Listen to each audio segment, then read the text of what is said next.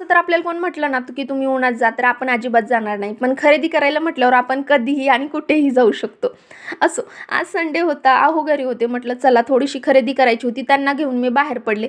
खरेदी वगैरे तर सगळी झाली. येताना हे मस्त मँगो दिसले म्हणून ते देखील येताना घेऊन आलो.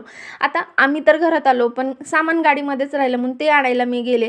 आता म्हटलं सामान एक कुठे नेऊन ठेवणार, म्हणून एकाच चक्करमध्ये सगळं सामान आत नेताना माझ्याकडून काही सामान पडलं देखील.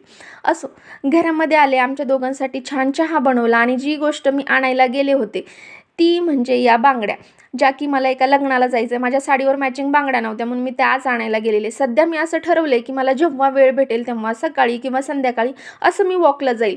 आता खूप छान वाटतं वॉकला गेल्यानंतर, पण मला या कुत्र्यांची प्रचंड भीती वाटते. असो, घरी आले तर अहोंची ही स्वच्छता मोहीम चालू होती. म्हटलं आपण तोपर्यंत स्वयंपाक बनवायला घेऊया. आज स्वयंपाकामध्ये बनवायची होती मिसळ. आता मिसळसाठी कढईमध्ये तेल गरम केलं, त्याच्यामध्ये जिरं, मोहरी, कांदा टाकला. कांदा छान परतवून घेतला की त्याच्यामध्ये खोबऱ्याचं, आलं लसूणचं वाटण टाकलं. आता याच्यामध्ये मी घरचे कुठलेही मसाले न टाकता फक्त 1 पॅकेट मिसळ मसाला घातला आणि छान टोमॅटो घालून टोमॅटो बारीक होईपर्यंत याला छान परतवून घेतला. आता याच्यामध्ये टाकायची होती मोड आलेली मटकी, पण माझ्या मटकीला मोडच आले नाहीत. असं तुमच्याकडे काही ट्रिक असेल तर मला नक्की सांगा.